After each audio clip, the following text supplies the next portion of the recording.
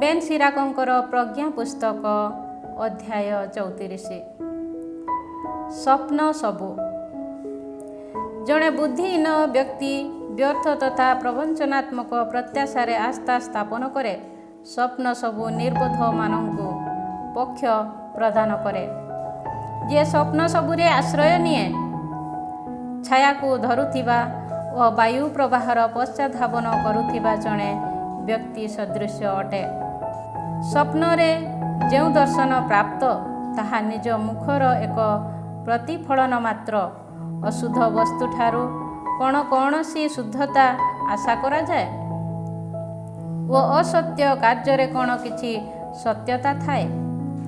ପ୍ରସବ ବେଦନାଗ୍ରସ୍ତା ନାରୀର ମନ ଯେପରି ଭାବନାପୂର୍ଣ୍ଣ, ସେହିପରି ଗୁପ୍ତ ତଥ୍ୟର ସନ୍ଧାନ ଶକୁନ ତଥା ସ୍ୱପ୍ନ ମୂଢ଼ତା ଅଟେ।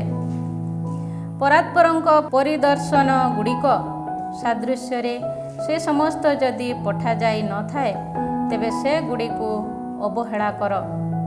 କାରଣ ସ୍ୱପ୍ନଗୁଡ଼ିକ ଅନେକଙ୍କୁ ପ୍ରବଞ୍ଚିତ କରିଅଛି। ଯେଉଁମାନେ ସେଗୁଡ଼ିକରେ ଆସ୍ଥା ସ୍ଥାପନ କରିଥିଲେ, ସେମାନେ ପରାଜିତ ହୋଇଛନ୍ତି। ତଦ୍ରୂପ ପ୍ରବଞ୍ଚନା ବ୍ୟତୀତ ବିଧାନ ପାଳିତ ହୋଇପାରେ। ସତ୍ୟପରାୟଣ ଅଧରରେ ପ୍ରଜ୍ଞାର ପରିପୂର୍ଣ୍ଣତା ପ୍ରାପ୍ତ ହୁଏ। ଯାତ୍ରା। ଜଣେ ଶିକ୍ଷିତ ଲୋକକୁ ବହୁ ବିଷୟ ଜଣା ଓ ଜଣେ ଅଭିଜ୍ଞ ବ୍ୟକ୍ତି ବୃଦ୍ଧି ପୂର୍ବକ କଥାବାର୍ତ୍ତା କରେ। ଜଣେ ଅନଭିଜ୍ଞ ବ୍ୟକ୍ତିକୁ କେବଳ ଅଳ୍ପ କାର୍ଯ୍ୟ ଜଣା, କିନ୍ତୁ ଜଣେ ଯାତ୍ରୀ ପ୍ରବୀଣତା ଅର୍ଜନ କରେ।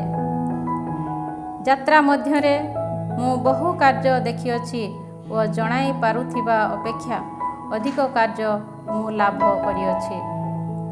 ମୁଁ ବହୁବାର ମୃତ୍ୟୁ ବିପନ୍ନାପନ୍ନ ହୋଇଛି, କିନ୍ତୁ ଏପରି ଅଭିଜ୍ଞତା ସକଳ ଯୋଗୁଁ ମୁଁ ସେ ସମସ୍ତରୁ ରକ୍ଷା ପାଇଅଛି। ଈଶ୍ୱର ଭକ୍ତି। ଯେଉଁମାନେ ପ୍ରଭୁଙ୍କ ପ୍ରତି ଭୟଭକ୍ତି ପ୍ରଦର୍ଶନ କରନ୍ତି, ସେମାନଙ୍କ ଆତ୍ମା ଜୀବିତ ରହିବ, କାରଣ ସେମାନଙ୍କ ପ୍ରତ୍ୟାଶା ସେମାନଙ୍କର ରକ୍ଷକଙ୍କଠାରେ ସ୍ଥାପିତ। ଯିଏ ପ୍ରଭୁଙ୍କ ପ୍ରତି ଭୟଭକ୍ତି ପ୍ରଦର୍ଶନ କରେ, ସେ ଭୀତ କିମ୍ବା ଭୀରୁ ହେବ ନାହିଁ, କାରଣ ସେ ହିଁ ତା'ର ପ୍ରତ୍ୟାଶା। ଯିଏ ପ୍ରଭୁଙ୍କ ପ୍ରତି ଭୟଭକ୍ତି ପ୍ରଦର୍ଶନ କରେ, ତା'ର ଆତ୍ମା ଧନ୍ୟ। ସେ କାହା ଉପରେ ନିର୍ଭର କରେ ଓ କିଏ ତା'ର ଆଶ୍ରୟ? ଯେଉଁମାନେ ତାହାକୁ ସ୍ନେହ କରନ୍ତି, ସେମାନଙ୍କୁ ପ୍ରଭୁଙ୍କ ଚକ୍ଷୁ ନିରୀକ୍ଷଣ କରେ। ସେମାନଙ୍କ ପ୍ରତି ଶକ୍ତିଶାଳୀ ସଂରକ୍ଷଣ ଓ ଦୃଢ଼ ସମର୍ଥନ, ଉତ୍ତପ୍ତ ବାୟୁ ପ୍ରବାହରୁ ଏକ ଆଶ୍ରୟ ଓ ମଧ୍ୟାହ୍ନ ସୂର୍ଯ୍ୟରୁ ଏକ ଛାୟା, ପଦସ୍ଖଳନ ବିରୁଦ୍ଧରେ ଏକ ସଂରକ୍ଷଣ ଓ ପତନ ବିରୁଦ୍ଧରେ ଏକ ରକ୍ଷା ସେ ଅଟନ୍ତି। ସେ ଆତ୍ମାକୁ ଉଦ୍ଦୀପ୍ତ କରନ୍ତି ଓ ଚକ୍ଷୁକୁ ଦୀପ୍ତି ପ୍ରଦାନ କରନ୍ତି। ସେ ସୁସ୍ଥତା, ଜୀବନ ତଥା ଆଶୀଷ ଦାନ କରନ୍ତି। ନୈବେଦ୍ୟ ଉତ୍ସର୍ଗ। ଅନ୍ୟାୟରେ ଲଭ୍ୟ ବସ୍ତୁର ନୈବେଦ୍ୟ ଉତ୍ସର୍ଗ କଳଙ୍କିତ ଓ ଅଧର୍ମୀମାନଙ୍କ ଉପହାର ସବୁ ଅଗ୍ରାହ୍ୟ। ଅଧାର୍ମିକମାନଙ୍କ ନୈବେଦ୍ୟ ଉତ୍ସର୍ଗ ପ୍ରତି ପରାତ୍ପର ସନ୍ତୁଷ୍ଟ ହୁଅନ୍ତି ନାହିଁ ଓ ଅନେକ ବଳି ଉତ୍ସର୍ଗରେ ପାପ ମୋଚନ ପ୍ରାପ୍ତ ହୁଏ ନାହିଁ। ଦରିଦ୍ର ବ୍ୟକ୍ତିର ବସ୍ତୁ ଦ୍ରବ୍ୟ ନେଇ ଯିଏ ନୈବେଦ୍ୟ ଉତ୍ସର୍ଗ କରେ, ସେ ପିତାଙ୍କ ଦୃଷ୍ଟିରେ ପୁତ୍ରକୁ ନିଧନ କରୁଥିବା ବ୍ୟକ୍ତି ସଦୃଶ ଅଟେ। ଏକ ନିର୍ଧନ ବ୍ୟକ୍ତିର ସ୍ୱଳ୍ପ ଆହାର ତା'ର ଜୀବନ। ଯିଏ ତାକୁ ସେଥିରୁ ବଞ୍ଚିତ କରେ, ସେ ଏକ ରକ୍ତପାତୀ ଅଟେ। ପ୍ରତିବେଶୀର ଜୀବିକାକୁ ଅପହରଣ କରିବା ତାକୁ ନିଧନ କରିବା ସଦୃଶ ବିଷୟ। ଶ୍ରମିକକୁ ତା'ର ବେତନରୁ ବଞ୍ଚିତ କରିବା ରକ୍ତପାତ ତୁଲ୍ୟ ଏକ କାର୍ଯ୍ୟ। ଜଣେ ବ୍ୟକ୍ତି ଯେବେ ନିର୍ମାଣ କରେ ଓ ଅନ୍ୟ ଜଣେ ତାହାକୁ ବିଧ୍ୱସ୍ତ କରେ, କଠିନ ପରିଶ୍ରମ ବ୍ୟତୀତ ଅନ୍ୟ କ'ଣ ସେଥିରୁ ସେମାନେ ଲାଭ କରନ୍ତି? ଜଣେ ବ୍ୟକ୍ତି ଯେବେ ପ୍ରାର୍ଥନା କରେ ଓ ଅନ୍ୟ ଜଣେ ଅଭିଶାପ ଦିଏ, ସେମାନଙ୍କ ମଧ୍ୟରୁ କାହାର ସ୍ୱର ପ୍ରଭୁ ଶୁଣିବେ? ମୃତ ଶରୀର ସ୍ପର୍ଶ ପରେ କେହି ଯଦି ନିଜକୁ ଧୌତ କରେ ଓ ତତ୍ପରେ ସେ ଯଦି ତାହା ପୁନର୍ବାର ସ୍ପର୍ଶ କରେ, ତେବେ ସେହି କ୍ଷାଳନ ଯୋଗୁଁ ତାର କ'ଣ ବା ଲାଭ ହେଲା?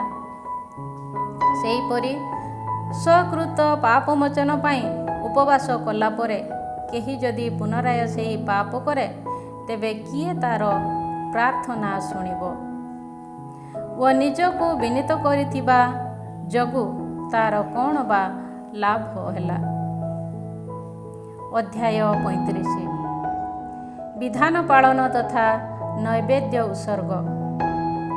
ଯିଏ ବିଧାନ ପାଳନ କରେ ସେ ଅନେକ ନୈବେଦ୍ୟ ଉତ୍ସର୍ଗ କରେ ଓ ଯିଏ ଆଜ୍ଞାବଳୀର ଅନୁଗତ ହୁଏ ସେ ଶାନ୍ତି ବଳି ଉତ୍ସର୍ଗ କରେ। ଯିଏ କରୁଣାକୁ କରୁଣା ଦ୍ୱାରା ପ୍ରତିଦାନ କରେ ସେ ଶସ୍ୟ ବଳି ଉତ୍ସର୍ଗ କରେ ଓ ଯିଏ ଦାନ ଧର୍ମ କରେ ସେ କୃତଜ୍ଞତାତ୍ମକ ବଳି ଉତ୍ସର୍ଗ କରେ। ଦୁଷ୍ଟତାରୁ ଦୂରେଇ ରହିବା ପ୍ରଭୁଙ୍କ ସନ୍ନିଧାନରେ ପ୍ରୀତିକର ଓ ଅଧର୍ମ ବର୍ଜନ ଏକ ପାପ ପରିହାର ବଳି ଅଟେ। ରିକ୍ତ ହସ୍ତରେ ପ୍ରଭୁଙ୍କ ସନ୍ନିଧାନକୁ ଆସ ନାହିଁ, କାରଣ ଆଜ୍ଞାବଳୀର ନିର୍ଦ୍ଦେଶନା ଯାଇ ଏ ସମସ୍ତ କରିବା ଆବଶ୍ୟକ। ନୀତିନିଷ୍ଠ ବ୍ୟକ୍ତିର ନୈବେଦ୍ୟ ବଳିପୀଠ ଲେପନ କରେ ଓ ତାହାର ପ୍ରୀତିକର ସୁରଭି ପରାତ୍ପରଙ୍କ ସନ୍ନିଧାନକୁ ଉଠେ। ନୀତିନିଷ୍ଠ ବ୍ୟକ୍ତିର ନୈବେଦ୍ୟ ସୁଗ୍ରାହ୍ୟ ଓ ତାର ସ୍ମୃତି ବିସ୍ମୃତ ହେବ। ଉପହାର ଅର୍ପଣ କରି ପ୍ରଭୁଙ୍କୁ ମହିମାନ୍ୱିତ କର ଓ ନିଜ ପରିଶ୍ରମର ଆଦ୍ୟ ଫଳ ସମର୍ପଣ କରିବା ପାଇଁ କୃପଣ ହୁଅ ନାହିଁ। ଏକ ସୁପ୍ରସନ୍ନ ବଦନ ପ୍ରଦର୍ଶନ ପୂର୍ବକ ସମସ୍ତ ଉପହାର ଅର୍ପଣ କର ଓ ସନ୍ତୋଷର ସହ ନିଜ ଦଶମାଂଶ ଉତ୍ସର୍ଗ କର।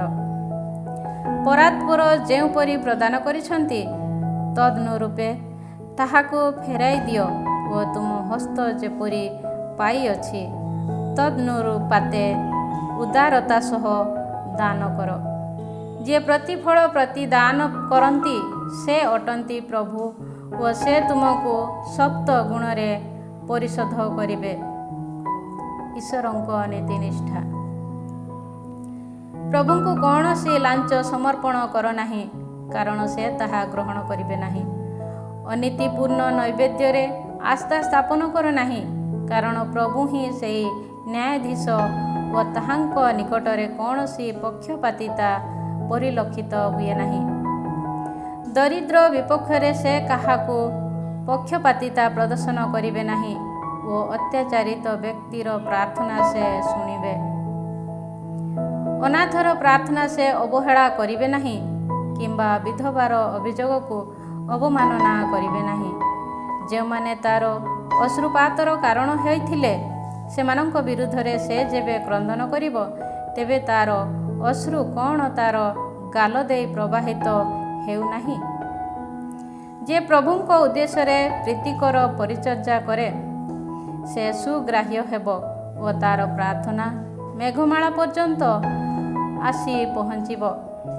ବିନମ୍ର ବ୍ୟକ୍ତିର ପ୍ରାର୍ଥନା ମେଘମାଳା ଭେଦ କରିବ, ତାହା ପ୍ରଭୁଙ୍କର ସନ୍ନିଧାନରେ ଆସି ପହଞ୍ଚିବା ପର୍ଯ୍ୟନ୍ତ ସେ ଆଶ୍ୱସ୍ତି ଲାଭ କରିବ ନାହିଁ।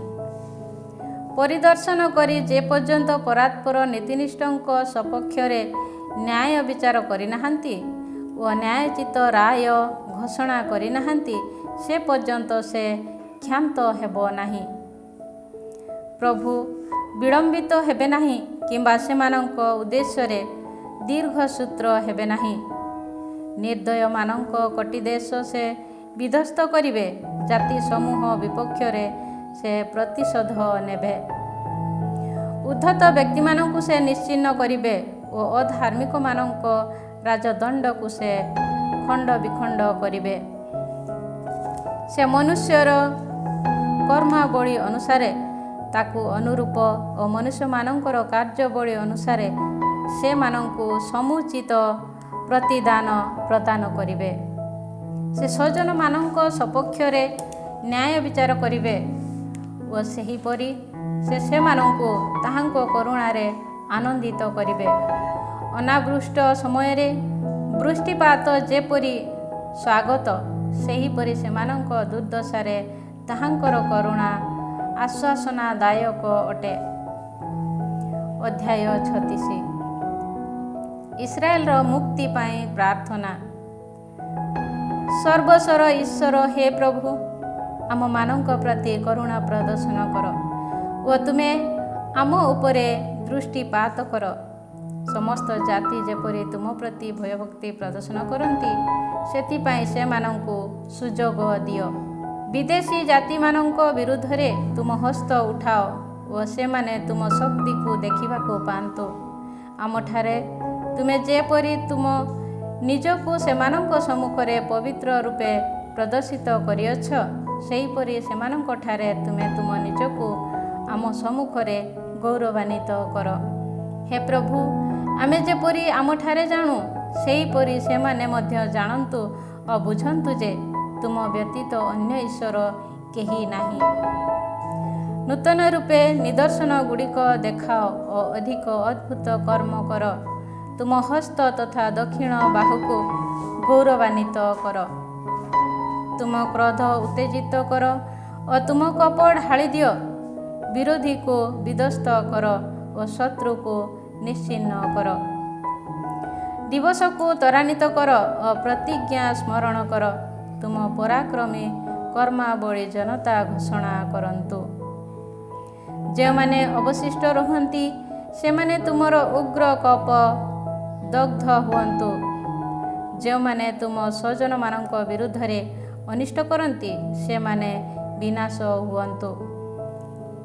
ଯେଉଁମାନେ କହନ୍ତି, ଆମ ବ୍ୟତୀତ ଅନ୍ୟ କେହି ନାହିଁ, ସେହି ଶତ୍ରୁର ଶାସକମାନଙ୍କ ମସ୍ତକ ବିଧ୍ୱସ୍ତ କର। ଯାକୁବଙ୍କ ଗୋଷ୍ଠୀ ସମୂହକୁ ଏକତ୍ରିତ କର। ପ୍ରାରମ୍ଭରେ ଯେପରି ଘଟିଥିଲା, ସେହିପରି ସେମାନଙ୍କୁ ସେମାନଙ୍କ ଉତ୍ତରାଧିକାରାଂଶ ପ୍ରଦାନ କର। ହେ ପ୍ରଭୁ, ତୁମ ନାମରେ ଆହୁତ ଜନତା ପ୍ରତି କରୁଣା ପ୍ରଦର୍ଶନ କର ଓ ପ୍ରଥମଜାତ ପୁତ୍ର ରୂପେ ନାମିତ ଇସ୍ରାଏଲ ପ୍ରତି ସଦୟ ହୁଅ। ଯେଉଁଠାରେ ତୁମର ପବିତ୍ର ମନ୍ଦିର ଅବସ୍ଥାପିତ ଓ ଯାହା ତୁମ ବିଶ୍ରାମର ସ୍ଥାନ, ସେହି ଜେରୁସାଲେମ ପ୍ରତି ସଦୟ ହୁଅ। ତୁମର ଆଶ୍ଚର୍ଯ୍ୟକର କର୍ମାବଳୀ ଘୋଷଣାରେ ସିୟନକୁ ଭରିଦିଅ ଓ ତୁମ ଦେବାଳୟକୁ ତୁମ ଗୌରବରେ ପରିପୂର୍ଣ୍ଣ କର। ତୁମେ ଯେଉଁମାନଙ୍କୁ ପ୍ରାରମ୍ଭରେ ସୃଜନ କଲ, ସେମାନଙ୍କ ସମ୍ବନ୍ଧରେ ସାକ୍ଷ୍ୟ ଦିଅ ଓ ତୁମ ନାମରେ ପ୍ରଘୋଷିତ ପ୍ରବଚନକୁ କାର୍ଯ୍ୟକାରୀ କର। ଯେଉଁମାନେ ତୁମ ପ୍ରତି ଅପେକ୍ଷା କରନ୍ତି, ସେମାନଙ୍କୁ ପ୍ରତିଫଳ ଦେଇ ପୁରସ୍କୃତ କର ଓ ସେହିପରି ତୁମ ପ୍ରବକ୍ତାମାନଙ୍କର ବିଶ୍ୱସ୍ତତା ପ୍ରଣିପାତ କର। ହେ ପ୍ରଭୁ, ଆରୋନଙ୍କ ଜରିଆରେ ଯେଉଁ ଆଶୀଷ ତୁମ ସ୍ୱଜନମାନଙ୍କୁ ପ୍ରଦାନ କଲ, ତାହା ଅନୁସାରେ ତୁମ ଦାସମାନଙ୍କ ପ୍ରାର୍ଥନା ଶୁଣ। ତେବେ ସମସ୍ତ ପୃଥିବୀବାସୀ ଜାଣିବେ ଯେ ତୁମେ ଅଟ ପ୍ରଭୁ, ଯୁଗାଧୀଶ ଈଶ୍ୱର। ଉତ୍ତମ ବିଷୟ ମନୋନୟନ। ଉଦର କୌଣସି ଆହାର ଗ୍ରହଣ କରେ ଓ କେତେକ ଖାଦ୍ୟ ଅନ୍ୟ ଅପେକ୍ଷା ଶ୍ରେଷ୍ଠତର ଅଟେ। ଆସ୍ୱାଦନ କରି ରସନେନ୍ଦ୍ରିୟ ଯେପରି ବିବିଧ ପ୍ରକାର ମାଂସ ଚିହ୍ନିପାରେ, ସେହିପରି ଜଣେ ବୁଦ୍ଧିମାନ ବ୍ୟକ୍ତି ମିଥ୍ୟା କଥା ଚିହ୍ନିପାରେ। ଏକ କୁଟିଳ ମନ ଦୁଃଖ ଘଟାଏ, କିନ୍ତୁ ଅଭିଜ୍ଞ ବ୍ୟକ୍ତି ତାହାର ବିଫଳ ଦେବାକୁ ଜାଣେ। ଜଣେ ନାରୀ ଯେକୌଣସି ପୁରୁଷକୁ ଗ୍ରହଣ କରିବ, କିନ୍ତୁ କେତେକ କନ୍ୟା ଅନ୍ୟ ଅପେକ୍ଷା ଅଧିକ ଶ୍ରେଷ୍ଠ ଅଟନ୍ତି। ନାରୀ ସୌନ୍ଦର୍ଯ୍ୟର ଦର୍ଶନ ପୁରୁଷର ମୁଖ ସନ୍ତୁଷ୍ଟ କରେ, ତାହା ଅନ୍ୟ ଯେକୌଣସି ମାନବିକ ଅଭିଳାଷକୁ ବଳିଯାଏ।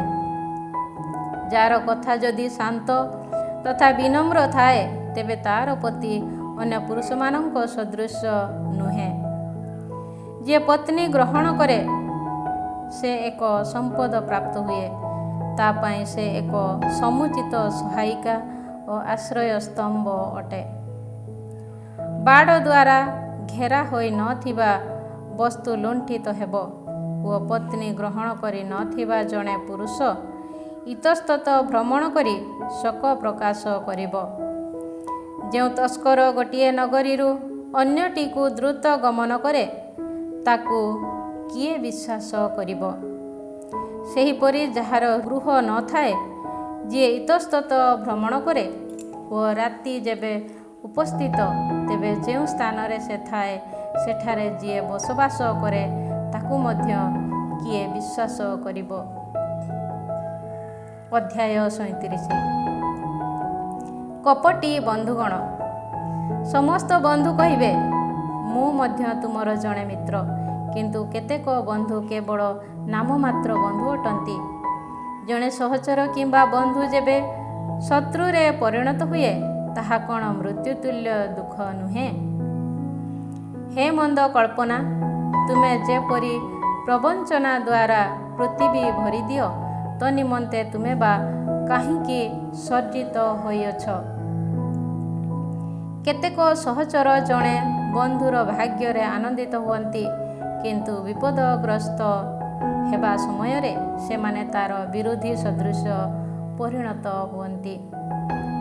ନିଜ ଉଦର ପୂରଣ ପାଇଁ କେତେକ ସହଚର ଜଣେ ବନ୍ଧୁର ସାହାଯ୍ୟ ହୁଅନ୍ତି, କିନ୍ତୁ ଯୁଦ୍ଧ ଘଟିବା ବେଳେ ସେମାନେ ତା ସପକ୍ଷରେ ଢାଲ ଗ୍ରହଣ କରିବେ। ତୁମ ହୃଦୟରୁ ଏକ ବନ୍ଧୁକୁ ବିସ୍ମୃତ ନ ହେଉ ଓ ତୁମ ଐଶ୍ୱର୍ଯ୍ୟରେ ତା ପ୍ରତି ଅନ୍ୟମନସ୍କ ହୁଅ ନାହିଁ। ଉପଦେଶକଗଣ। ସମସ୍ତ ଉପଦେଶକ ପରାମର୍ଶ ଦିଅନ୍ତି, କିନ୍ତୁ କେତେକ ବ୍ୟକ୍ତି ସ୍ୱାର୍ଥପର ଉଦ୍ଦେଶ୍ୟରେ ପରାମର୍ଶ ଦିଅନ୍ତି। ଉପଦେଶକମାନଙ୍କ ସମ୍ପର୍କରେ ସତର୍କ ହୁଅ।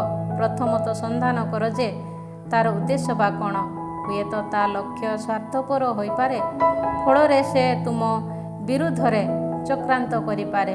ତୁମ ପଥ ସୁଗମ ଅଟେ, ଏହିପରି କହିବା ପରେ ତୁମ ପ୍ରତି ଯାହା ଘଟିବ ତାହା ଦେଖିବା ପାଇଁ ସେ ଦୂରରେ ରହିବ। ଯିଏ ତୁମ ଉଦ୍ଦେଶ୍ୟରେ ସନ୍ଦିଗ୍ଧ ଭାବେ ଆଚରଣ କରେ, ତା'ର ଉପଦେଶ ସନ୍ଧାନ କର ନାହିଁ। ଯେଉଁମାନେ ତୁମ ବିରୁଦ୍ଧରେ ଈର୍ଷାପର, ସେମାନଙ୍କ ନିକଟରେ ତୁମ ଲକ୍ଷ୍ୟକୁ ପ୍ରକାଶ କର ନାହିଁ। ଜଣେ ନାରୀ ସହିତ ତା'ର ପ୍ରତିଯୋଗୀ ସମ୍ବନ୍ଧରେ, ଜଣେ ଭୀରୁକୁ ଯୁଦ୍ଧ ସମ୍ପର୍କରେ, ବଣିକ ସହିତ ଦରଦାମ ସମ୍ବନ୍ଧରେ, ଜଣେ କ୍ରେତାକୁ ବିକ୍ରୟ ସମ୍ବନ୍ଧରେ, କୃପଣ ବ୍ୟକ୍ତିକୁ କୃତଜ୍ଞତା ସମ୍ବନ୍ଧରେ, ନିର୍ଦ୍ଦୟ ବ୍ୟକ୍ତି ସହିତ ଦୟା ସମ୍ବନ୍ଧରେ, ଅଳସୁଆକୁ କୌଣସି ପରିଶ୍ରମ ସମ୍ବନ୍ଧରେ, ଗୋଟିଏ ବର୍ଷ ପାଇଁ ଭଡ଼ା ନେଇଥିବା ବ୍ୟକ୍ତି ସହ କର୍ମ ପରିପୂରଣ ସମ୍ବନ୍ଧରେ, ଅଳସୁଆ ସହିତ କଠିନ ପରିଶ୍ରମ ସମ୍ବନ୍ଧରେ ଆଲୋଚନା କର ନାହିଁ। ଏହିପରି ବ୍ୟକ୍ତିମାନଙ୍କର କୌଣସି ଉପଦେଶ ଉପରେ ନିର୍ଭର କର ନାହିଁ।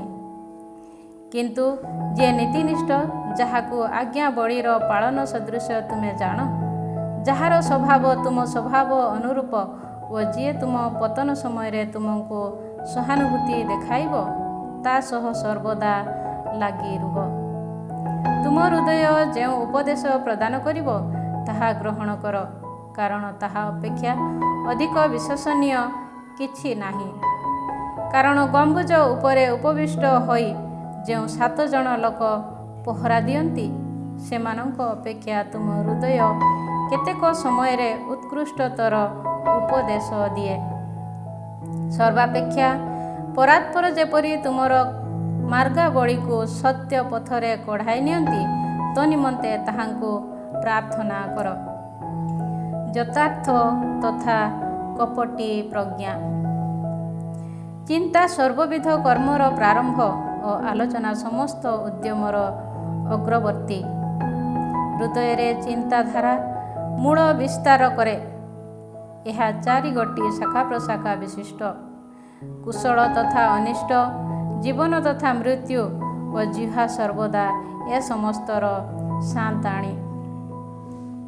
ଜଣେ ବ୍ୟକ୍ତି ବୁଦ୍ଧିମାନ ଓ ଅନ୍ୟମାନଙ୍କ ଶିକ୍ଷକ ହୋଇପାରେ, ତଥାପି ନିଜ ବିଷୟରେ ସେ ନିଷ୍ପ୍ରୟୋଜନୀୟ ଅଟେ। ବାକ୍ଚାତୁରୀ ବିଶିଷ୍ଟ ବ୍ୟକ୍ତି ଅନ୍ୟମାନଙ୍କ ବିଦ୍ୱେଷର ପାତ୍ର ହୋଇପାରେ, ସେ ଅତିଶୟ ଦରିଦ୍ର ହେବ। କାରଣ ଯେହେତୁ ସେ ପ୍ରଜ୍ଞାରୁ ବଞ୍ଚିତ, ସେଥି ସକାଶେ ପ୍ରଭୁଙ୍କଠାରୁ ସେ ଅନୁଗ୍ରହ ପ୍ରାପ୍ତ ହୋଇନାହିଁ। ଜଣେ ବ୍ୟକ୍ତି ନିଜ ବିଷୟରେ ଜ୍ଞାନୀ ହୋଇପାରେ ଓ ତା'ର ଅଧର ନିଃସୃତ ଜ୍ଞାନ ଫଳ ବିଶ୍ୱାସନୀୟ ହୋଇପାରେ। ଜଣେ ବ୍ୟକ୍ତି ବିଜ୍ଞ ସଜ୍ଜନମାନଙ୍କୁ ଶିକ୍ଷା ଦେବ ଓ ତା'ର ଜ୍ଞାନ ଫଳ ବିଶ୍ୱସନୀୟ ହୋଇପାରେ। ଜଣେ ବିଜ୍ଞ ବ୍ୟକ୍ତି ପ୍ରଚୁର ପ୍ରଶଂସା ଭରିଯିବ ଓ ଯେଉଁମାନେ ତା'ର ଦର୍ଶନ ପାଇବେ ସେମାନେ ସମସ୍ତେ ତାକୁ ଧନ୍ୟ ରୂପେ ନାମିତ କରିବେ। ଜଣେ ବ୍ୟକ୍ତିର ଆୟୁଷ କାଳ କେବଳ ଦିନ ସମୂହ, କିନ୍ତୁ ଇସ୍ରାଏଲର ଦିନ ସମୂହ ସଂଖ୍ୟାତୀତ। ବିଜ୍ଞ ବ୍ୟକ୍ତି ସଜ୍ଜନ ମଧ୍ୟରେ ଶ୍ରଦ୍ଧାସ୍ପଦ ହେବ ଓ ତା'ର ନାମ ଚିରକାଳ ବ୍ୟାପୀ ଅବିନଶ୍ୱର ହେବ। ଆତ୍ମସଂଯମ। ହେ ମୋର ବତ୍ସ, ଜୀବିତ ଥିବା ସମୟରେ ତୁମ ଜୀବନ ଗତିକୁ ପରୀକ୍ଷା କର, ତାହା ପ୍ରତି ତାହା ଅନିଷ୍ଟ କର, ତାହାକୁ ତା ପ୍ରଦାନ କର ନାହିଁ। କାରଣ ସମସ୍ତଙ୍କ ପାଇଁ ସମସ୍ତ ବିଷୟ ଉତ୍ତମ ନୁହେଁ ଓ ସମସ୍ତ ବ୍ୟକ୍ତି ସମସ୍ତ ବିଷୟ ମଧ୍ୟ ଭୋଗ କରନ୍ତି ନାହିଁ। କୌଣସି ଭୋଗବିଳାସ ପାଇଁ ଲୋଲୁପ ଅଭିରୁଚି ପ୍ରଦର୍ଶନ କର ନାହିଁ ଓ ଭୋଜନ ପାଇଁ ଅମିତ ଲାଳସୀ ହୁଅ ନାହିଁ। କାରଣ ଅମିତ ଭକ୍ଷଣ ରୋଗ ଘଟାଏ ଓ ଅତ୍ୟାହାର ବୋମନେଥା ଜନ୍ମାଏ। ଅତ୍ୟାହାର ଯୋଗୁଁ ଅନେକେ ମୃତ୍ୟୁ ମୁଖରେ ପଡ଼ନ୍ତି ଓ ଯିଏ ତାହା ତ୍ୟାଗ କରିବା ପାଇଁ ମନୋଯୋଗୀ ହୁଏ ସେ ଦୀର୍ଘାୟୁ ହେବ।